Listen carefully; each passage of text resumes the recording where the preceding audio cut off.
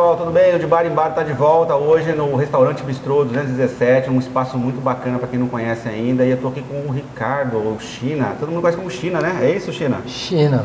Apesar da minha mãe falar que eu tenho um nome lindo, todos os meus amigos e conhecidos me chamam de China. Como é que é o nome dele? Ricardo Atil Lu. É um nome bem complicado, é quase que um espirro, né? Atil, Lu, e aí eu sou de origem chinesa, por parte de pai é um misto de chinês com italiano, por parte de mãe é mais uma outra misturada toda, mas eu sou conhecido como China e é sempre um grande prazer quando me chamam assim. Legal. O China estava mostrando alguns trabalhos de arquitetura, né? Isso. Então é professor também, é universitário, mas tem um lado que acho que nem todo mundo conhece, que é o lado do circo. Eu vi que você gosta de artes também, está envolvido. Bom, quem gosta de circo e artes são...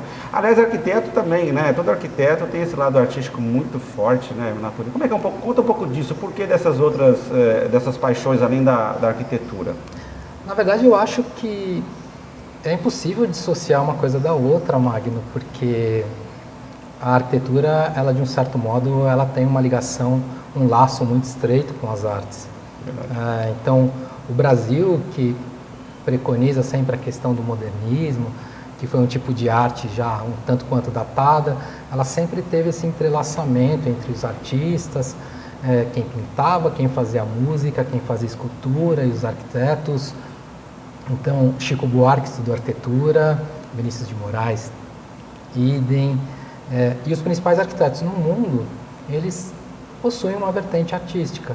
Então, Le Corbusier pintava, o Burle Marx, que é um dos paisagistas mais famosos no mundo, pintava e pintava muito bem, tem obras maravilhosas. E eu não sou um cara que pinta, mas eu sou um cara que se pendura. O meu barato é o circo. Gosto muito de trapézio, foi uma paixão que eu descobri já tardia, foi numa oficina aqui na Prefeitura de Suzano. Menos de 10 anos então? Menos de 10 anos. Abriu a oficina através da Secretaria de Cultura e de pronto eu me matriculei, comecei a cursar e até hoje estou. E aí tem um grupo hoje que eu treino que fica na cidade de Bertioga e aí semanalmente nos encontramos e brincamos. Você acredita, então, talvez, que quem separa, um pouco disso, né? Quem separa as artes entre um e outro, acho que somos nós, né? Falou uma coisa que eu também concordo um pouco com você, né? Na verdade, é tudo meio que um caldeirão, né? Às vezes, comercialmente, a gente tem que separar. Algumas vezes, a gente ganha dinheiro com uma coisa, mas faz outra, e uma alimenta a outra. Você acredita nisso? Acredito. Acho até que faz um link com a sua profissão, o fotógrafo. Assim, sim, o fotógrafo tem total relação com arte, porque tem uma sensibilidade ímpar. E a arquitetura é um pouco isso, é a gente treinar um pouco o olhar também. Então eu tenho amigos, por exemplo, que são arquitetos e também são fotógrafos, alguns trabalham com vídeo.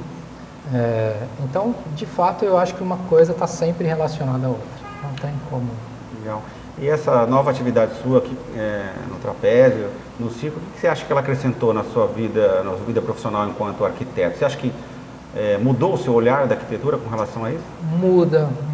Eu acho que tem uma questão, primeiro, de foco, porque, querendo ou não, o ser arquiteto, ele é um ser um tanto quanto disperso, ele tem essa coisa da criatividade, ela também faz com que o arquiteto seja um ser um tanto quanto caótico. Eu me sinto, às vezes, caótico, porque é tanta coisa que vem na cabeça, e aí o trapézio, ele tem um perigo. Né? Você está ali na altura, então você precisa de concentração, você precisa de foco. Então, isso o trapézio trouxe, agregou para mim enquanto arquiteto. E a outra coisa é a criatividade. Eu acho que você tem que pensar nos números, os números eles devem entrar em sintonia com uma música, e tem a ver com o cenário, tem a ver com uma história. Então, mais uma vez, a arquitetura está entrelaçada com a arte. E o circo me propicia um pouco mais, talvez, esse refinamento da sensibilidade, de como conectar os outros sentidos, que não só o sentido visual. A arquitetura tem um pouco isso, de ser muito visual.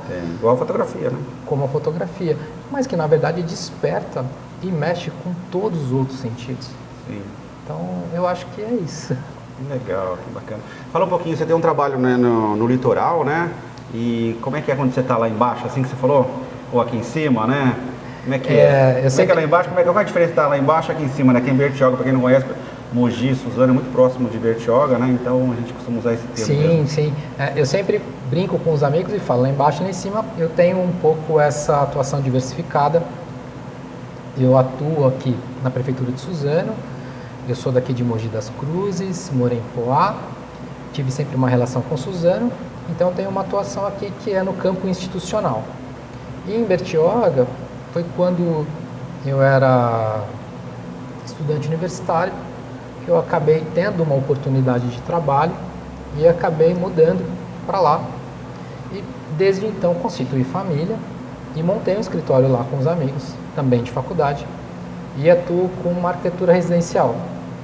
É uma arquitetura mais comercial, a gente atua na cidade de Bertioga, ali, litoral norte, mas ela, basicamente, ela é uma arquitetura residencial, que é muito diferente do meu campo de atuação aqui em cima, que seria em Suzano e Mogi das Cruzes. Como é que seria essa diferença, assim? Pontua pra gente que é leigo, assim, qual que é a maior diferença, assim, entre o comercial e o público? O institucional, o público. Uhum. Aqui em Suzano eu atuo na Prefeitura de Suzano, eu sou arquiteto concursado, mas hoje estou como diretor de projetos. E a minha atuação é desenhando projetos e imaginando a cidade do amanhã. Então, tem um trabalho muito interessante que a gente está desenvolvendo hoje na diretoria e dentro da secretaria, que é pensar um pouco o que pode ser a Glicério no futuro, mas como uma cidade caminhável, uma cidade onde o protagonista não seja o automóvel e sejam as pessoas. Afinal de contas, as cidades elas devem ser pensadas para as pessoas. Então, a minha atuação aqui na prefeitura, como arquiteto, é justamente nesse sentido de pensar o que pode ser melhor para o cidadão suzano e o que pode ser mais interessante para a nossa cidade. E em Mogi das Cruzes, que também é aqui em cima, eu atuo no campo da academia. Então, me formei na Universidade de Bras Cubas em 2002 e eu já leciono na Faculdade de Arquitetura na disciplina de projeto como orientador de TFG há mais ou menos 10 anos. Então, essas são os meus campos de atuação. Por isso que eu sempre brinco, falo que eu atuo fazendo um monte de coisa. Legal. E como é que é aqui em cima, pensar numa cidade para daqui, eu estou imaginando que vocês devem estar pensando numa cidade daqui a 10, 20, 30, 40, 50 anos, é isso? É isso. É um desafio. Pois é. Muito grande, Magno. São chamados de louco a todo momento, provavelmente? Sim. Porque a expectativa natural das pessoas é uma cidade prazerosa, segura, bonita para agora. Sim, imediatista, né? Imediatista. Nós somos. Isso é o natural do ser. Mas no urbanismo, os tempos são mais longos. Sim. Porque a gente precisa planejar para depois conseguir verba, para depois executar. E mesmo quando se executa, nem sempre as ações elas são benquistas. Então, eu sempre gosto de brincar e falo para os alunos, né? São Paulo, quando fez um monte de ciclovia, as pessoas não gostavam, talvez até hoje. Sim. Mas aconteceu... Polêmico, né? Muito polêmico. E talvez seja a mesma coisa... Mas eu acho necessário. Sim, muito necessário. Mas em Amsterdã era assim também. Então, eu falar de uma matéria sobre isso. Eles pensaram isso há 50 anos atrás, não é isso? 60 anos? Mais ou menos isso. Não, e ninguém gostava. Pois é. E hoje, talvez seja a cidade onde você tem o maior contingente de ciclistas, né? A bicicleta como uma modalidade de transporte ali implantada, que funciona, que as pessoas de fato adotaram. Então, por isso que é muito difícil trabalhar nesse campo da cidade, no campo do urbanismo. Mas é algo muito prazeroso. Você poder imaginar uma cidade melhor para as pessoas é uma das funções sociais do arquiteto. Bacana. Bom, a gente está aqui com o China, né? A gente está falando um pouquinho de políticas públicas, de pensar a cidade de Suzano, ou a nossa região, para daqui a 5, 10, 20 anos, né? Sim. E assim, tirando aquela parte que isso é feito uma construção coletiva, tirando essa questão coletiva, o que você, China, vê? Como é que você enxerga uma cidade daqui a 20 anos com Suzano, por exemplo?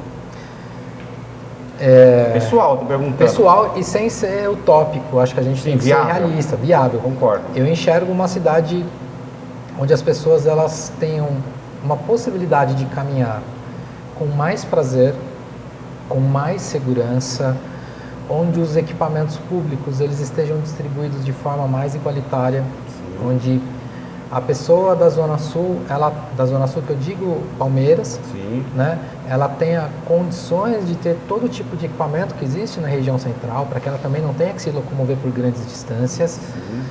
E a mesma coisa com o setor norte da cidade. E vejo que é extremamente importante que os equipamentos públicos eles tenham muita qualidade. E aí eu tomo como exemplo, se me permite, Medellín, na Colômbia. Geralmente nós temos uma falsa impressão de que pela história do narcotráfico, sim, Medellín é um território arrasado. Verdade. E hoje é um dos territórios, urbanisticamente falando, e a arquitetura em si, de extremo valor. Nos últimos 10 anos, mais ou menos, isso aconteceu? 15? Nos últimos 15 anos. Eles tiveram a possibilidade de um governante que entendia a necessidade da educação como mote central de um governo. Então, hoje você tem as melhores escolas, os parques, bibliotecas, é assim que eles chamam, nas comunidades, e isso transformou a realidade local.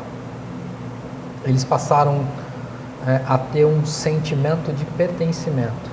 Então, o que eu quero para Suzano, nos próximos anos, é que as pessoas elas tenham orgulho de falar que são suzanenses e que elas tenham um sentido de pertencimento, de falar, olha, Suzano é nosso, exatamente.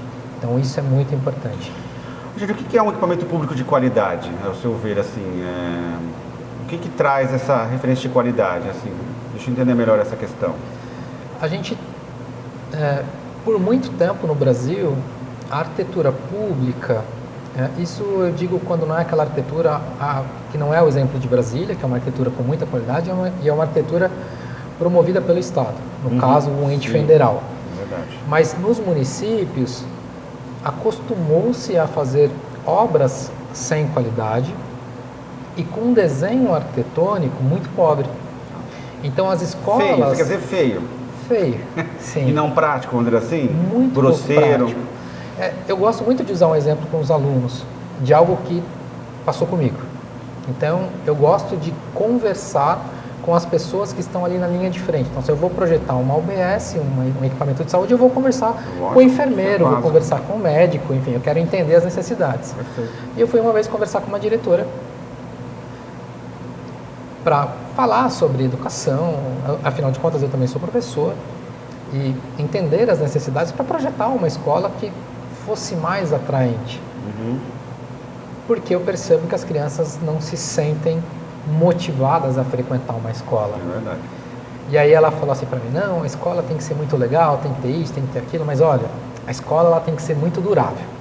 Então, tem que ser tudo, não pode quebrar, olha, tem que ter grade aqui, tem que ter grade ali, tem que ter grade aqui, tem... Aí, no final da conversa, eu olhei para ela e falei assim, então, estimada diretora, esse tipo de projeto, na verdade, é para um centro de detenção. Mais ou menos. Não é para uma escola. Né? Então, eu acho que os equipamentos, eles têm que, primeiro, demonstrar para o cidadão que o dinheiro dele está sendo bem investido. Com uma arquitetura com muita qualidade, com bons materiais, com uma boa obra. E segundo, eu acho que o equipamento ele tem que dialogar com o meio urbano. Então, um exemplo de um edifício que a gente fez aqui muito próximo, que é a Nova Câmara, que é projeto de autoria minha, do Elvis Vieira e da Fernanda Cano, a gente entende que esse espaço é um espaço de democracia. Então, os gabinetes foram desenhados, todos virados para uma praça, onde as pessoas pudessem circular e ver os vereadores. A sala principal de reunião, ao contrário do que era a última sala de reunião dos vereadores, que era um habitáculo de concreto, a gente projetou uma caixa de vidro, que é para as pessoas verem eles se reunindo. Não fechado, aberto. Não fechado, aberto, porque a política tem que ser transparente. Então, eu tive um questionamento há um tempo atrás de um conhecido que ele perguntou, mas por que o espelho d'água sobre as lajes dos Ai, perdi a palavra agora. Aqui na Câmara. Os gabinetes dos vereadores. Eu não fui na Câmara, você acredita? Depois eu vou lá. A gente pode fazer uma visita junto, será um prazer. Legal. Dos gabinetes, mas por que colocar água, um espelho d'água? Eu falei, mas tem uma questão de diálogo, porque o pavimento intermediário ele foi pensado como um espaço de exposição, onde pudéssemos trazer a arte. Além de exposição daqueles que foram os presidentes da Câmara, é um espaço mais híbrido, que podem acontecer diversas coisas. E seria muito interessante que a pessoa, estando nesse piso, não visse telhado, e sim uma lâmina d'água que fosse compor e aí constituir um desenho junto com o céu, com o desenho da cidade, etc. Não, mas então, enfim, aí o acesso da Câmara, a gente não coloca gradil porque a gente acha que não precisa ter. O equipamento público ele tem que ser aberto para a cidade. As pessoas têm que entender que aquilo é delas. E elas devem cuidar também.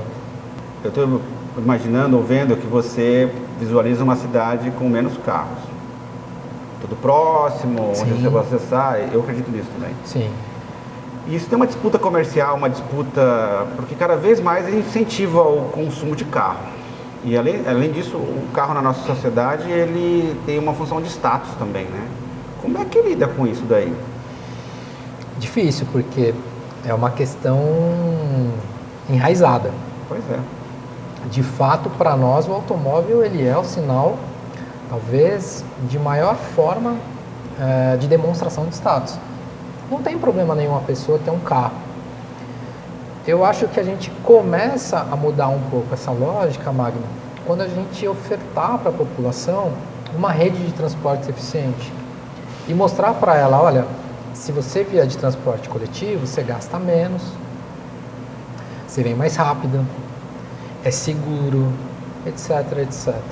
E a questão também comercial que é sempre colocada, porque eu já ouvi algumas vezes uma certa discussão de que o carro, por exemplo, Suzano tem um comércio muito forte. Tem. E aí a discussão de que, olha, se você tira, por exemplo, o carro da Avenida Glicério, as pessoas não vêm comprar. Em Nova York, no coração do comércio nova-iorquino, eles fizeram um experimento e tiraram ali na Quinta Avenida o automóvel de circulação e transformaram numa grande área caminhável. Segundo os dados aferidos lá nos Estados Unidos, isso aumentou em quase 30% as vendas, porque as pessoas paravam, tinham espaço para parar, para sentar, se quisesse comer, tinha alguma coisa próxima. Quando a gente está com o carro, a gente tem que ser rápido, né? Muito ágil. E quando a gente está sem, a gente pode fazer mais com mais calma, né? E se eu estiver andando de carro e não tiver vaga para parar, é capaz de eu ficar chateado e ir embora e nem parar e buscar um shopping. A experiência não é tão boa, exatamente. Então, acredito muito nisso. Acho que é um processo lento, mas eu acho que seremos felizes. Legal, bacana. Muito legal, bacana ter você aqui, obrigado por ter aceitado o convite, assim, bater um papo sobre um pouco de tudo, principalmente arquitetura, questões públicas também, né? Então é isso aí, o De Bar em Bar fica por aqui, curta o nosso canal, a nossa página, até o próximo De Bar em Bar.